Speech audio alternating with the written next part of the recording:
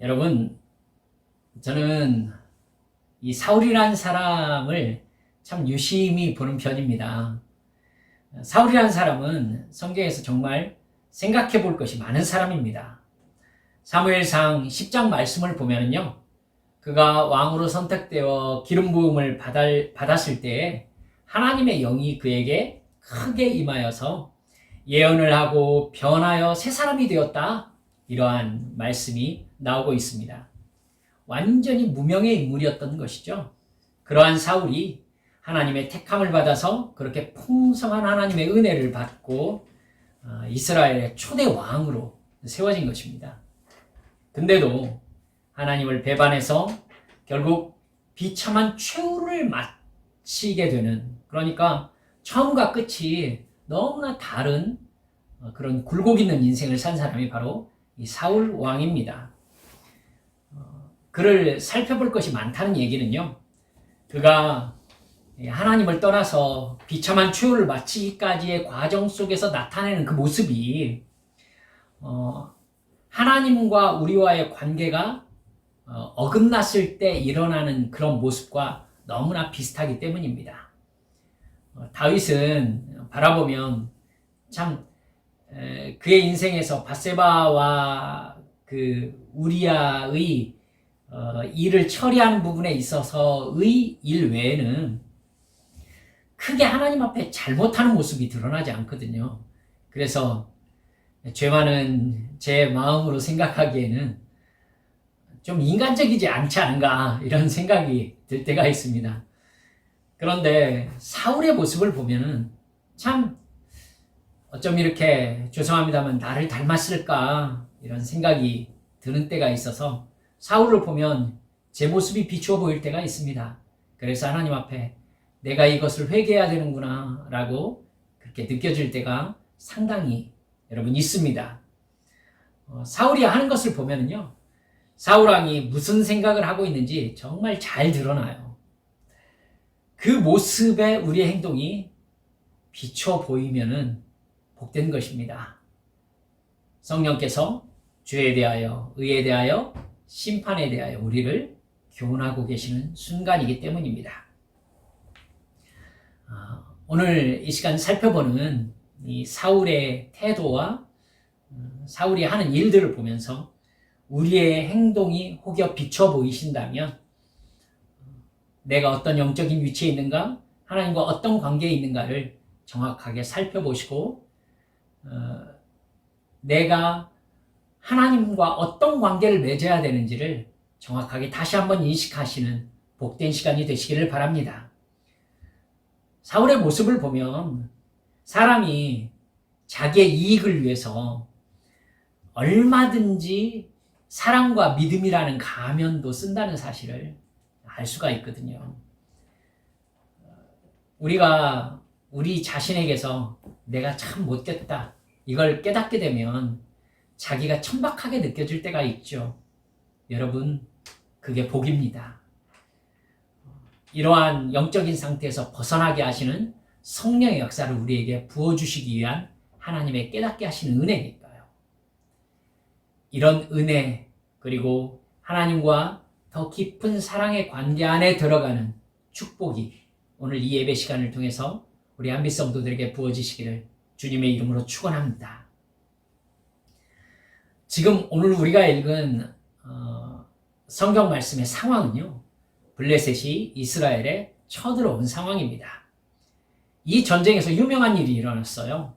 사울이 전쟁터에서 사무엘을 기다려서 번제를 드리고 하나님의 전쟁을 시작해야 했거든요.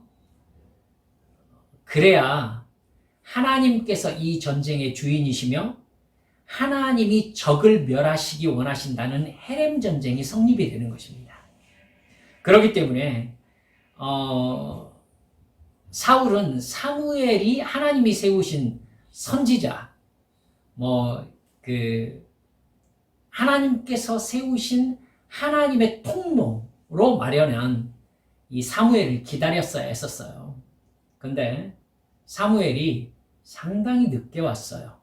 그리고 이스라엘 백성들은 두려움에 쌓였고 블레셋이 쳐들어오기 시작하는 이러한 급박한 상황을 인식하자마자 사울은 더 이상 기다리지 못하고 자기가 하나님 앞에 번제를 드려버리는 상황이 발생을 한 것입니다.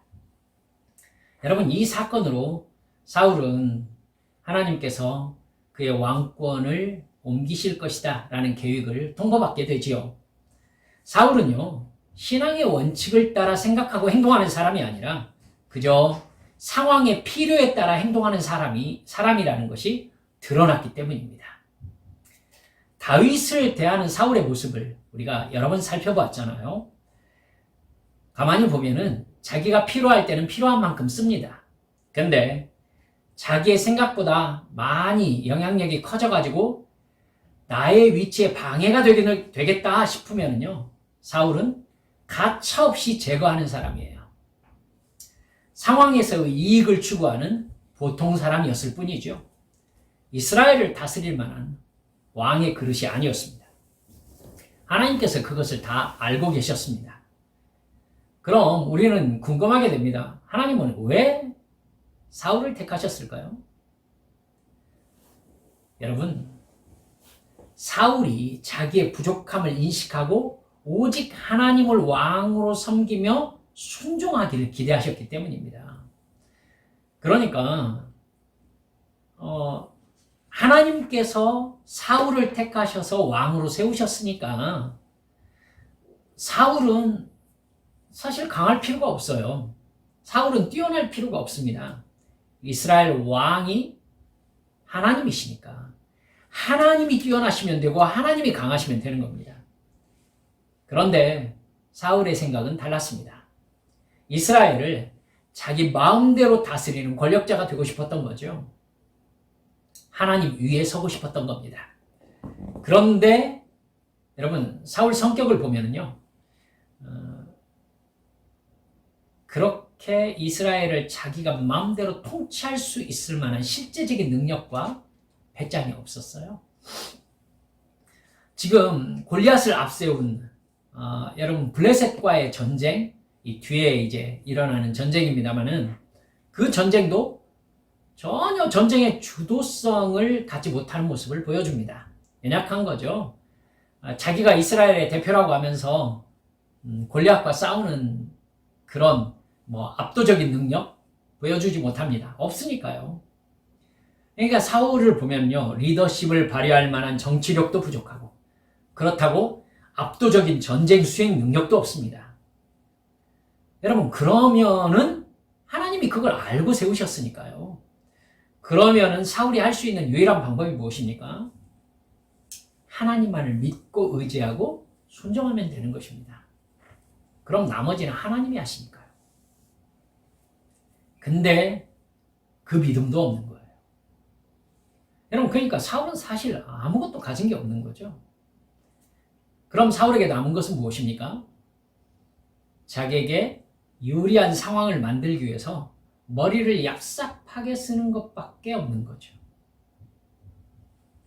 그런 사람은요, 진짜 자기의 정체가 드러나면 변명이 정말 많습니다. 사무엘을 기다리지 못하고 번제를 드려버렸을 때에도요, 잘못했다고 하면 되잖아요. 잘못했다고. 그런데 구구절절 상황 설명을 하면서 어쩔 수 없이 그럴 수밖에 없었노라고 변명을 합니다. 여러분, 나중에 하나님께서 사울에게 아말렉을 진멸하라고 헤렘 전쟁을 명하신 적이 있었습니다. 그때도 아말렉 왕을 굳이 포로로 끌고 옵니다. 그리고 수많은 양떼를 전리품으로 끌고 옵니다. 하나님의 말씀을 완전히 불순종한 것이죠. 틀림없이 자기가 이렇게 승전해가지고 돌아오는 길에 사무엘을 만날 것이라고 생각을 했었을 거거든요. 그런데 왜 이런 짓을 저질렀을까요? 일단 하나님께서 싸우시는 헤렘 전쟁이기 때문에 전쟁은 반드시 승리할 거라는 걸 알고 있었어요. 여러분, 짐작하실 수 있죠. 하나님이 싸우시는 전쟁, 하나님이 먼저 명령하신 전쟁입니다. 그러니까 하나님이라는 신이 직접 싸우시겠다는 뜻이죠. 전쟁의 승리는 이미 결정되어 있었습니다. 아마 사울은 아주 쉽게 쉽게 전쟁에 승리했을 것입니다. 그런데 그는 일단 아말렉 왕을 사로잡아 옵니다. 살리려고 그랬을까요? 아니죠. 백성들 앞에서 보여주고 처형함으로써 자기의 능력을 과시하고 싶었던 거죠. 어차피 죽일 거면 자기 능력을 드러내는 도구로 쓰면 자기의 이익이 되기 때문입니다. 그리고 수많은 전리품을 챙겨옵니다. 하나님이 싸우시는 전쟁으로 자기 권력을 강화하고 싶었던 겁니다.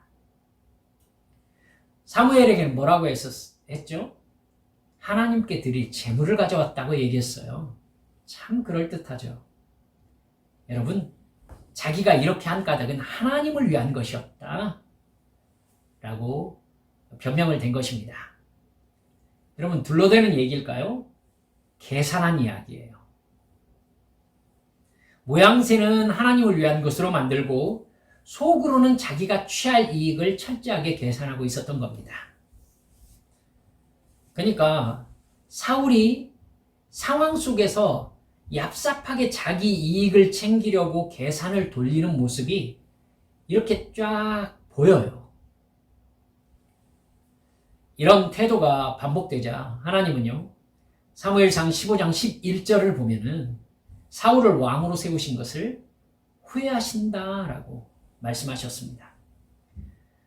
사울은 어차피 하나님은 이스라엘을 버리지 못하신다, 이렇게 생각하고 있어요.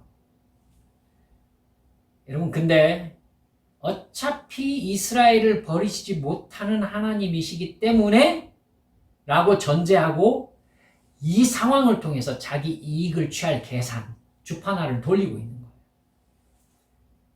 결국 상대방의 호의와 배려를 자기의 이익을 챙기는 수단으로 삼는 사람, 이러한 인간성을 가진 사람이 바로 사울이었던 겁니다. 여러분, 이게 참 나쁘죠? 인간관계에서 순수한 마음으로 호의를 베풀었는데 그걸 이용해서 자기 이익을 챙기는 사람을 보면 어떤 마음이 들어요? 배신감이 들죠. 배신감이 들어요. 그런 사람은 사귀면 안 됩니다. 가까이 하면 안 되죠. 하나님이 사울을 보면서 그러한 느낌이 드셨던 겁니다. 오늘 본문의 상황도 사울이 그렇게 얍삽하게 머리를 쓰는 장면이 나오고 있습니다. 블레셋과 전쟁을 할 때예요. 이스라엘의 전력은 아주 형편없었습니다. 사무엘상 13장 22절을 보면요, 이렇게 나와요. 싸우는 날에 사울과 요나단과 함께한 백성들의 손에는 칼이나 창이 없고 오직 사울과 그의 아들 요나단에게만 있었다, 이렇게 나옵니다. 이스라엘 군대에게는 철로 만든 무기가 없었습니다. 따라서 전쟁을 제대로 수행할 수 있을 만한 상황이 아니었어요. 전쟁이 불리하게 돌아갈 수밖에 없는 상황이었죠. 이런 절대적인 열세 속에서 시작된 것이 이 블레셋과의 전쟁입니다. 전쟁이 정말 불리하게 돌아가기 시작하자 요나단이 갑자기 성령의 감동하심을 받습니다. 이 부분이 중요한데요. 요나단은 하나님께서 블레셋을 치신다라는 증거를 하나님께 기도하면서 받게 됩니다. 그리고는 하나님께서 블레셋을 치시기로 마음먹었다라는 것을 확인해요. 그리고는 자기의 무기 든 소년하고 같이 우리가 블레셋을 치러 올라가자 하고 블레셋 군대를 단 둘이 습격하러 올라가요.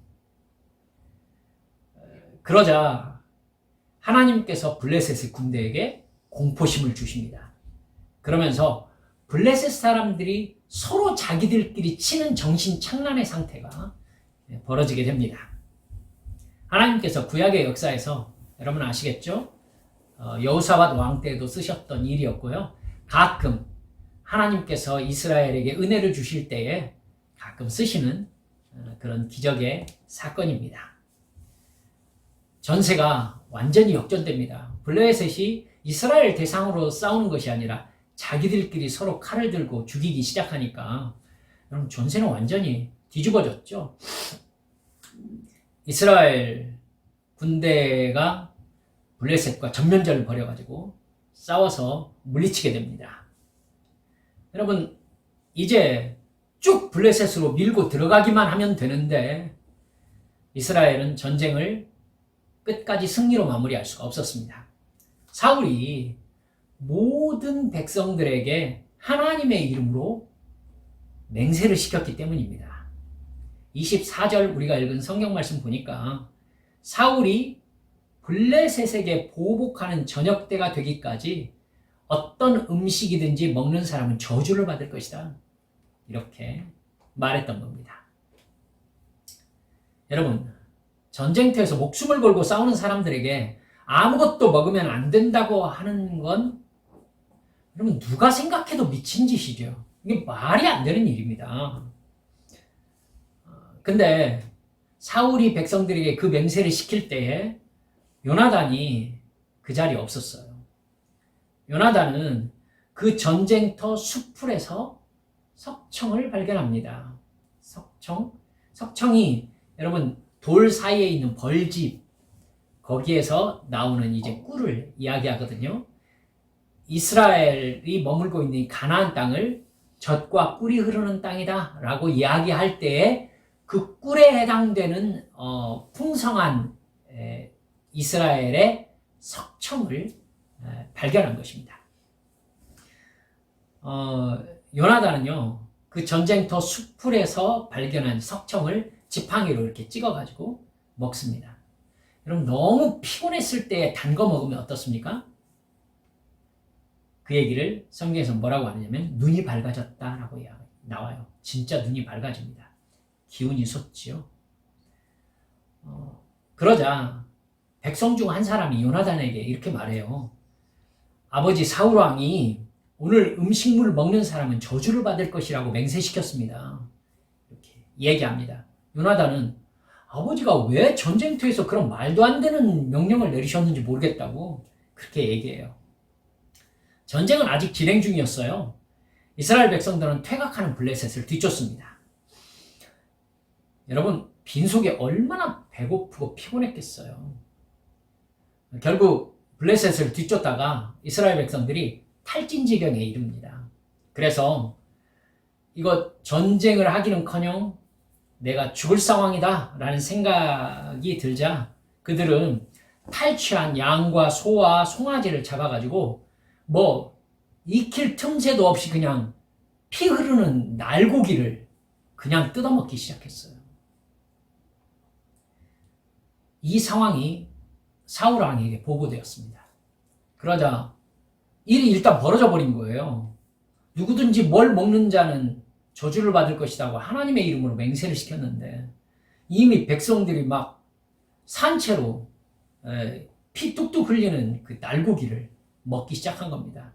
어쩔 수 없다는 판단이 들자 사울은 한 곳에서 짐승들의 피를 다 빼고 먹으라고 얘기해라 하면서 이스라엘 백성들이 먹는 것을 허용합니다. 여러분, 참 엉망진창이죠. 자기 스스로 자기가 맹세시켰던 그것을 깬 것입니다. 사울은 그 밤에 끝까지 블레셋을 추격해서 블레셋을 진멸시키고 싶었습니다. 그래서 하나님께 여쭈어요. 우리가 블레셋을 추격할까요? 블레셋에 승리하게 해주시겠습니까? 하나님이 아무 대답을 하지 않으십니다. 그러자 사울이 하나님께서 왜 응답하지 않으시는가? 이 일이 누구의 죄 때문에 일어난 일인가? 하고 모든 사람들에게 제비를 뽑게 합니다. 여러분, 지파별로 제비 뽑아가지고는 가족별로 다시 제비 뽑고 하면은 뽑히거든요. 그 제비에 요나단이 딱 걸린 겁니다. 처음 하나님의 이름으로 맹세를 시켰던 그 맹세를 깨트린 사람이 바로 요나단이었기 때문이죠. 그러자 사울은 요나단을 죽이려고 해요. 그러자 백성들이 하나님께서 요나단을 통해서 이스라엘을 구원하셨는데 요나단을 죽인다고요? 이게 무슨 말도 안 되는 경우입니까? 이러면서 요나단을 죽이지 못하게 사울을 말립니다. 사울과 이스라엘 백성들은 더 이상 블레셋을 추격하지 못하고 거기에서 이제 전쟁을 끝내게 됩니다. 여러분, 사울이 왜 이런 말도 안 되는 짓을 했는지, 여기에 무슨 계산을 하는 얍삽한 머리를 썼는지 보이십니까? 사울은요, 이 전쟁이 시작될 때에 자기가 번제를 드려버림으로 이 전쟁에 대한 하나님의 승인을 받지 못했어요. 군사력으로 블레셋과 대적할 만한 능력이 없다는 걸 사울이 누구보다도 잘 알고 있지요. 근데 사울은 하나님의 도우심을 받을 수 없다라고 생각한 것입니다. 그러자 사울은 어떻게 해서든지 하나님을 이 전쟁에 끌어들일 계산을 하기 시작한 것입니다. 사실 말도 안 되는 생각이에요. 여러분, 하나님이 이 전쟁을 패배하게 해주시겠다고 생각하셨습니까? 자기 마음대로 생각한 거예요, 지금. 그러니까 여러분, 사울은요, 이 전쟁을 자기 전쟁으로 생각하고 있어요. 여러분, 이스라엘 백성들에게 맹세시키는 사울의 맹세 얘기 여러분 귀에 남으십니까? 내가 내 원수에게 다 갚기까지 누구든지 음식물을 먹지 말라. 여러분, 블레셋이 사울의 원수입니까? 그리고 이 전쟁의 승리는 사울이 블레셋에게 원수를 갚는 겁니까? 사울은요, 지금 자기 생각밖에 없어요.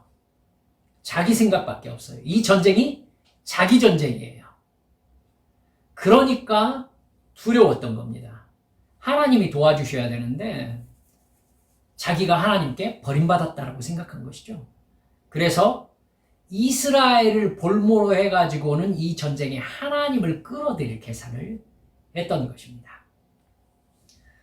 블레셋을 이기기까지 여호와의 이름으로 금식령을 내린 것이죠. 두 가지 효과가 있었습니다. 첫째, 하나님이 이스라엘의 전쟁 수행자가 되지 않으면 이스라엘이 망할 상황을 만든 것입니다. 나쁘죠? 하나님이 개입할 수밖에 없을 것이다 라고 계산기를 돌린 것을 알 수 있습니다. 둘째는요, 하나님의 이름으로 명령을 내림으로 하나님의 명령에 순종함과 자기의 말에 순종하는 것이 같게 만든 겁니다. 그러니까 자기 명령에 신적 권위를 부여해가지고 자기에게 복종할 수밖에 없는 상황을 만든 것입니다. 먹고 힘을 내라는 게 아니라 먹지 말라고 한 것이잖아요. 그러니까 하나님의 이름으로 명령한 사울의 존재가 더 크게 인식될 수밖에 없는 상황이었던 겁니다. 결국 자기 지배권을 강화하게 되는 것이죠. 사울은 이렇게 나름대로 자기 계산에 하나님을 코너로 몰아놓고 자기가 이익과 권력을 차지할 계산을 했던 것입니다. 근데 결과가 웃겼어요. 백성들은 결국 그 맹세를 깨뜨리고 피채 짐승을 잡아먹습니다. 여러분, 율법에서 어떤 동물이든지 먹을 때는 피를 다 빼고 먹어야 된다가 율법입니다. 이스라엘 백성들은 피를 먹지 않습니다. 그래서 이스라엘 백성들은 하나님의 이름으로 맹세한 맹세를 깼을 뿐만 아니라 피째 먹어가지고는 율법을 어긴 부정한 죄인들이 되고 말았어요. 뿐만 아니라 자기 아들이 그 맹세를 가장 먼저 깨뜨리고 꿀을 먹은 사람이 되었습니다. 즉, 사울 왕의 저주 때문에 이스라엘 백성들은 범죄자가 되었고 아들 요나단이 이 저주의 책임자로 드러나고 만 것입니다. 여러분, 잘못된 맹세일지라도 하나님의 이름으로 한 맹세이기 때문에요. 이게 죄입니다. 그걸 어겼을 때에는. 따라서 하나님의 응답이 이스라엘 백성들에게 중단되고 말았습니다. 전쟁에 승리한 것 외에는 아무것도 제대로 지켜지지 못한 것입니다. 오히려 훨씬 나쁜 상황이 벌어지고 만 것이죠. 자기 권력욕에 미친 이 사울이라는 인간 때문에 발생한 일입니다. 이 사람이 지금 자기 아들 요나단을 죽이려고 해요. 아마 백성들이 막아서지 않았으면은 자기에게 도취된 이 사울이라는 인간이 요나단을 죽였을 것입니다. 즉 사울이 얍삽하게 머리를 쓴 결과는 백성들에게는 우리가 이 왕을 믿고 따를 수 있을 것인가 라는 의구심이 생기게 만들었어요. 신뢰가 무너진 것이죠. 그리고 자기 아들을 죽여야 되는 굉장히 어려운 상황으로 몰려졌습니다. 또 하나님이 응답을 거절하는 상황으로 마무리돼 버린 거예요. 블레셋 역시 끝까지 치지 못했습니다. 아무것도 사울의 계획대로 되지 못한 것입니다. 결국 하나님께서 전쟁에서 승리하게 해주시지 않았느냐 이렇게 얘기할 수는 있어요. 근데 여러분 그건 착각입니다. 여러분 원래 이스라엘은 사울의 나라가 아니에요. 누구의 나라죠? 하나님의 나라입니다. 하나님께서 지키시는 것은 당연합니다. 사울은 도구예요, 도구. 사울 혼자 착각한 거예요. 그러니까 사울이 그런 조치를 취했다고 하나님이 어쩔 수 없이 전쟁을 책임지신 것이 아니에요. 하나님이 맨 처음에 번제를 드린 사울 왕에 대해서 나는 그를 이제 더 이상 왕으로 승인할 수 없다. 하나님의 저주는 이스라엘 전체에 내린 것이 아니라 사울 왕에게 내린 거였거든요.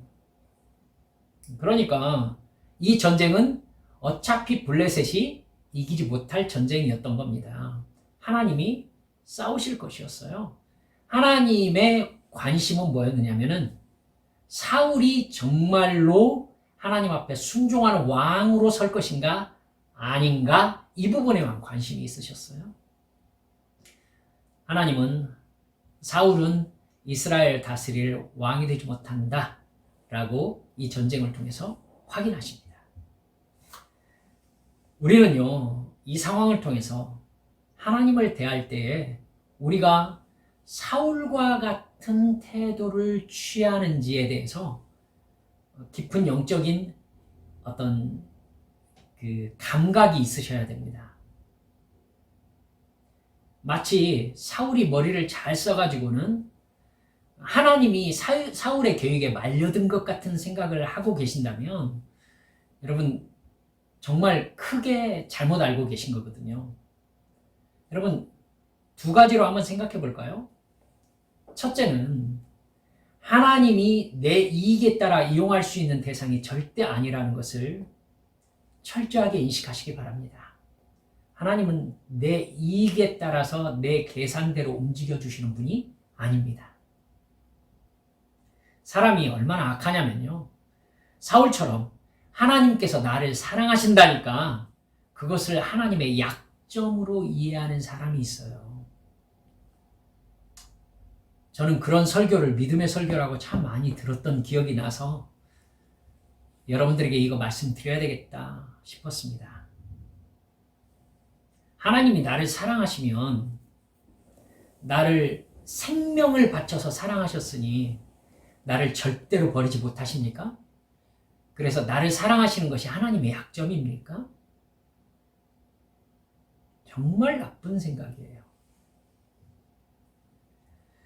사울은요, 아무 자격 없는 자기가 왕으로 선택받았다는 이 사실이 오직 하나님만을 믿고 의지하고 순종하는 대리왕으로서 하나님과의 관계가 시작되었다는 것을 이해를 못해요.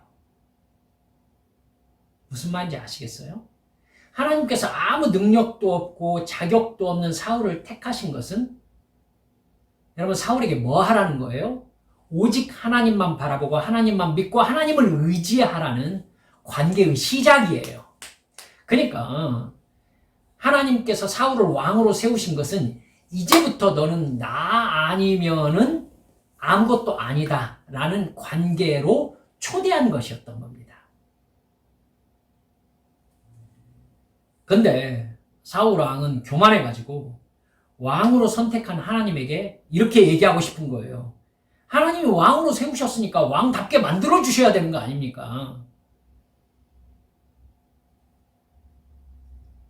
여러분, 사울은 이러한 태도를 가졌다는 것은요, 하나님의 선택과 사랑을 관계의 시작이 아니라 결과와 책임으로 보는 것입니다. 이게 중요하기 때문에 여러분들에게 한 번 더 말씀드립니다. 하나님의 선택과 사랑과 부르심을 사랑의 관계의 시작이 아니라 하나님이 책임지셔야 될 결과로 보는 사람들은 나쁜 사람들입니다. 여러분, 하나님이 예수 그리스도의 십자가 대속의 죽음과 부활로 나를 하나님의 백성 삼으셨습니다. 이건 하나님과 우리와의 사랑의 관계로의 초대입니다. 이제 하나님과의 사랑의 관계가 아니면 나는 아무것도 아니라는 관계로 옮겨주신 것입니다. 이제 하나님과 나와의 사랑의 관계가 시작된 것입니다. 그런데 사울처럼 생각하는 사람들은요, 그래? 하나님이 나를 사랑하셔서 하나님의 자녀 삼으셨어? 그럼 책임지셔야 되겠네. 내 기도를 들어주실 수밖에 없네. 이렇게 봐요. 얼마나 배은망덕합니까? 그러니까 사울은요, 어떤 생각을 한 거냐면은, 나를 왕으로 세우셨어? 하나님 코가 꿰이셨네. 이렇게 보는 겁니다. 하나님이 나를 구원하셨어? 나를 자녀 삼으셨어? 오호, 아버지란 얘기지? 코가 꿰이셨네. 이렇게 본 거예요. 저는 이렇게 설교하면서 의기양양하게 하나님은 우리를 도우실 수밖에 없다. 하나님은 우리에게 복을 주실 수밖에 없다는 것을 믿으라고 이야기하는 목사님의 설교를 수도 없이 들었습니다. 목사님들의 설교를.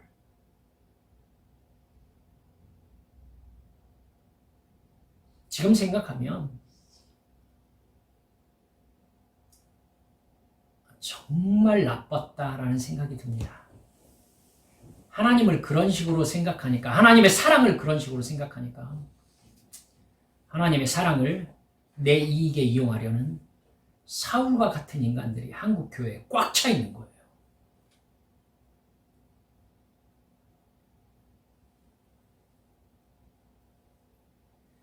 그런 태도로 신앙생활하면서 하나님은 나를 택하셔서 구원하셨으니 나를 도우실 수밖에 없고, 나를 사랑하실 수밖에 없고, 나에게 복을 주실 수밖에 없고, 이게 믿음이고, 어떻게 그런 생각을 할 수 있는지 정말 놀랍지 않습니까? 하나님께서 예수 그리스도의 십자가 대속의 죽음과 부활을 믿게 해주신 것은 죽은 자를 살려주신 은혜예요. 지옥에서 꺼내주신 사랑이에요. 여러분, 나에게 그래야 될 만한 가치가 있습니까? 나라는 존재가 하나님께 이익이 됩니까? 그런가요? 사울은 그런 생각을 하고 있어요. 어차피 내가 필요하지 않습니까? 이런 생각을 하고 있다니까요. 여러분, 하나님은요, 우리의 도우심이 아무 필요가 없어요. 우리를 통해 얻으실 게 아무것도 없어요. 마치 하나님의 이익을 위해서 나를 구원하신 것처럼 착각하면서 내가 바라는 것을 주시면은 내가 하나님께 이렇게 하겠다. 하나님 좋고 나도 좋고. 정말 사악한 생각이죠. 정말 나쁜 생각입니다. 왜 하나님과의 관계를 이익의 주고받음과 필요의 관계로 설정하죠? 그게 사탄의 생각입니다. 사탄은 에덴 동산에서 사람에게 선악과를 따먹으면 너희들이 하나님처럼 되기 때문에 먹지 말라고 한 거야. 이렇게 얘기했어요. 즉, 하나님은 아담과 하와를 지극히 사랑해서 하신 말씀을 사탄은 뭘로 바꿨느냐면은 이익과 지배의 관계로 인식시킨 겁니다. 하나님과 사랑의 관계를 맺고 싶으셔서 하나님께서 하신 얘기를 하나님이 이익을 보고 너희들을 지배하기 위해서 하신 이야기다 라고 바꿔서 인식시킨 거예요. 사탄은요, 진정한 사랑 따위는 없다고 봅니다. 모든 관계는 그저 힘을 가진 자가 자기 이익을 차지하는 개념으로 볼 뿐입니다. 하나님이 나를 구원하신 것 역시 사랑이 아니라 하나님의 이익에 내가 필요한 것이라고 인식시킨 겁니다. 나를 부려먹어서 하나님이 영광을 받으시기 위해서입니까? 그래서 나를 구원하셨습니까? 그래서 결국 하나님의 이익을 위해서 내가 필요합니까? 그래서 나를 위하여 십자가에서 죽으시고 부활하셔서 나를 하나님의 자녀 삼으셨다고요? 천만의 말씀, 만만의 콩떡입니다. 하나님은요, 말씀으로 온 우주를 지으신 분이십니다. 전능하신 하나님이세요. 하나님은 말씀으로도 모든 것을 하실 수 있으세요.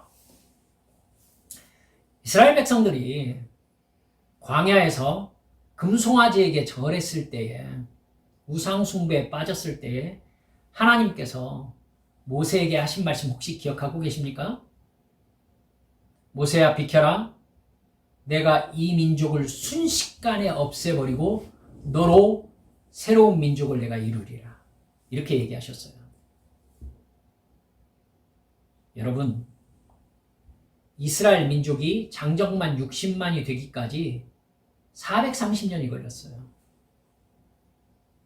여러분, 그럼 앞으로 430년을 더 기다리시겠다는 뜻이었을까요? 아니에요, 여러분. 하나님이 분명히 뭐라고 하셨어요? 비켜라 모세야.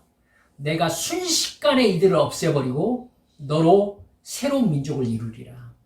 하나님은 그러실 수 있으세요. 이런 하나님이 나의 도움이 필요해가지고 내가 필요해서 나를 구원하셨다고요?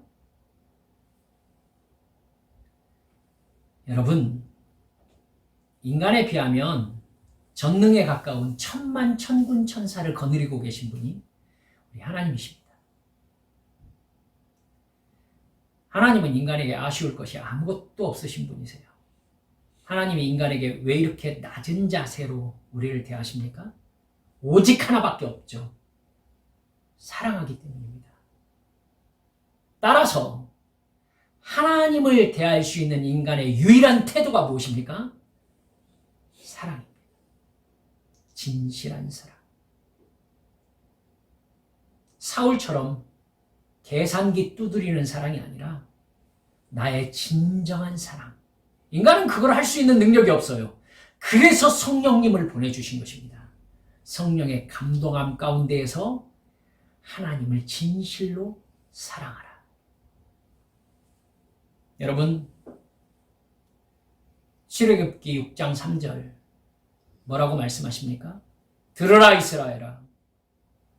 하나님은 오직 한 분이신 신이시니 네 마음을 다하고 목숨을 다하고 힘을 다하여 주 너의 하나님 여호와를 사랑하라. 이거 아니면 여러분 하나님과 관계를 맺을 수가 없어요. 하나님이 오직 우리와 맺고 싶은 게 사랑의 관계이기 때문에 하나님이 왜 인간이 되셔서 십자가를 지게 하시고 우리를 구원하셨습니까? 사랑하시기 때문이에요. 우리가 하나님을 대할 수 있는 태도는 유일하게 나를 구원하신 예수님의 이름으로 하나님을 사랑하는 것 외에는 없음을 우리 한빛 성도들 마음 깊이 새기시기를 주님의 이름으로 축원합니다. 사랑을 내 이익을 취할 하나님의 약점으로 이해하게 하는 사탄을 예수님의 이름으로 물리치셔야 됩니다. 여러분, 이게 사울을 바라보면서 첫 번째로 가져야 될 중요한 영적인 교훈입니다. 두 번째, 정말 시작하고 싶은, 여러분과 나누고 싶은 이야기는 인간에게는요, 누군가를 고통스럽게 함으로 내 권력을 확인하려는 죄의 본성이 있다는 것을 사울을 통해서 깨달아 알 수가 있습니다. 다시 말씀드릴게요. 인간에게는 누군가를 고통스럽게 함으로 내 권력을 확인하려는 죄의 본성을 가지고 있습니다. 사울도 백성들이 먹지 못하게 하나님의 이름으로 저주해서 고통스럽게 만들었어요. 그래서 자기 권력을 백성들에게 각인시키려고 했어요. 전쟁이라는 급박한 상황을 이용해서 하나님의 이름으로 자기 권력을 높이려는 악한 생각을 한 것입니다. 우리도 약한 자에게 그가 싫어하는 일을 시켜서 나의 권력을 각인시키려는 그런 악한 행동과 생각을 해요. 저희 아이들이 어렸을 때에 이 꼬맹이 조그만한 아이들이잖아요. 근데 제가 꽉 껴안고 수염난 이 턱을 얼굴에다 이렇게 문질렀습니다. 애들은 제가 꽉 껴안아주면 웃다가 수염으로 문지르면 아! 하면서 이렇게 몸을 피했어요. 근데 저는 사랑한다고 얘기했어요. 여러분, 아이들 입장에서 보면은요, 사랑이 아니라 고통이거든요. 그걸 제가 모르지 않았어요. 그런데 왜 저는 그 행동을 상당히 오랜 기간 동안 반복했을까요? 사실 사랑이라는 이름으로 내 권력을 아이들에게 각인시키려는 악함이 있었구나라는 걸 고백하지 않을 수 없습니다. 옷은 사랑이었는데 속은 악함이었어요. 여러분, 여러분의 직장 생활 생각 안 납니까? 왜 사장님들은, 왜 부장님들은 기분 나쁘면은 직원이 싫어하는 일을 시키려고 할까요? 내가 너를 지배하는 존재라는 확인을 받아서 자기 만족을 얻기 위해서입니다. 그러니까 하급자가 자꾸 눈치를 보게 하는 상급자는요, 사울처럼 다른 사람을 고통스럽게 함으로써 자기 권력을 인식시키려는 악한 사람일 가능성이 높은 겁니다. 내가 사랑이라고 행동하는 것이 다른 사람에게는 폭력이 될 수 있습니다. 그렇다면 그건 결코 사랑이 아닙니다. 사랑은 대상에게 사랑으로 받아들여져야 사랑입니다. 이게 분명히 사랑인데도 상대방이 사랑으로 인식하지 못하는 경우도 있지요. 그럴 때일지라도 상대방의 입장이 되어서 지금 이해할 수는 없지만 저 행동의 동기는 틀림없이 사랑이라는 것을 신뢰할 수 있을 만큼의 사랑의 관계가 전제되어야 된다고요. 충분한 시간을 두고 그런 신뢰의 관계를 쌓아가야 되죠. 그래야 시간이 흘러서라도 그것이 아빠의 사랑이었구나, 혹은 그것이 그분이 나에게 사실은 마음속으로는 사랑을 베푼 것이었는데 내가 사랑으로 이해하지 못했었구나, 그래야 나중에 이렇게 되지 않겠습니까? 하나님께서도요, 하나님의 행동이 나에게 사랑으로 인식될 때까지 충분히 기다리십니다. 내가 하나님을 진짜로 믿고 사랑할 때까지 충분히 기다리세요. 내가 영적으로 성장하기를 기다리십니다. 받아들이는 사람들에게 폭력으로 인식될 만큼 여러분 하나님의 권위를 드러내시는 경우가 있어요. 여러분 성경 쭉 읽어보면 우리는 알 수 있잖아요.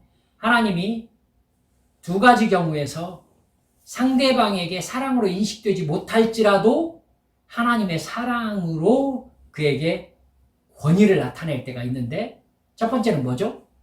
그 사람의 죄를 강제로라도 중단시켜야 될 필요가 있었을 때, 두 번째는 그 사람에게 죄의 치명적인 결과를 깨닫게 해주시는 징계를 시행할 때입니다. 이 두 가지는요, 이건 하나님의 사랑으로부터 말미암은 하나님의 행동이십니다. 이스라엘이 이것을 계속 경험했었죠. 두 가지 경우 다 하나님의 사랑이 동기라니까요.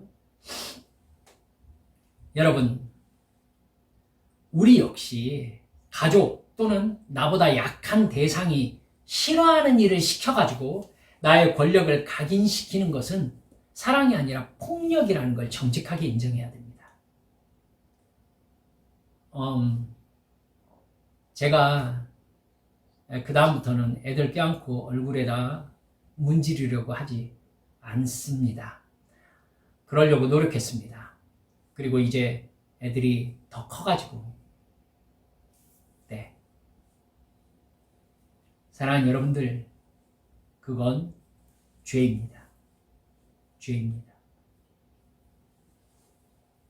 사랑이라는 포장지로 쌓일 수 있지만 그건 죄예요. 사울은 악해가지고 타인에게 고통을 줌으로 자기의 권력을 확인하려고 했습니다. 자기를 높이려고 한 것이죠. 여러분, 우리에게 그거 있습니다. 그게 죄의 본성이거든요. 권력의 본성이에요. 여러분, 저를 보세요. 올해 그거 하지 않겠다고 이 시간 약속합시다. 최선을 다해서. 상대방이 싫은 거 하지 않아야 됩니다. 상대방이 좋아하는 것을 해주는 것 사랑이지만요. 사실은 받는 사람 입장에서는 내가 싫은 걸 나에게 시키지 않는 것, 내가 싫어하는 걸 나에게 하지 않는 것을 사랑으로 볼 가능성이 훨씬 많습니다. 말씀을 맺습니다. 여러분, 하나님과요, 사울처럼 얍삽하고 계산적인 관계가 아니라 진실한 사랑을 맺으시기 바랍니다. 그래서 오늘 설교 말씀의 제목을 오직 사랑으로라는 제목으로 여러분들께 말씀을 드리고 싶었던 것입니다. 여러분, 나는 성령의 감동하심이 없으면 악한 죄의 본성대로 살다가 지옥 갈 수밖에 없는 악한 존재라는 걸 진정으로 인정하십시오. 그래서 나를 구원하신 예수님의 십자가 대속의 죽음과 부활이 나를 새로운 생명으로 거듭나게 했다는 사실을 믿으세요.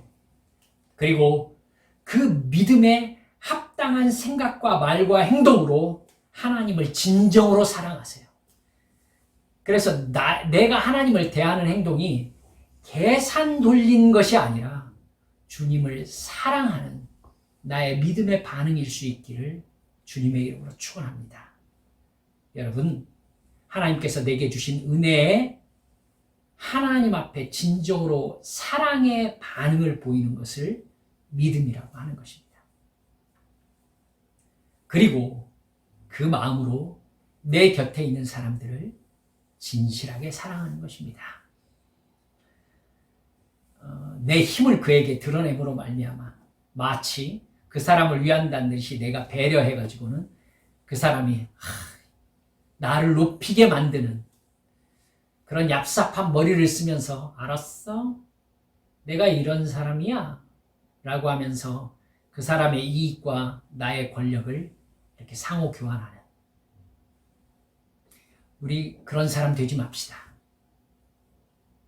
교회도 그런 곳이어서 제가 정말 교회 안에서 그것들을 많이 경험해서 저도 그런 목사가 되지 않으려고 최선을 다하겠습니다. 사랑하는 여러분들, 이런 영적 성장이 있는 2022년의 시간이 되시기를 우리 주 예수님의 이름으로 축원합니다. 이 시간 주님 앞에 함께 기도합시다.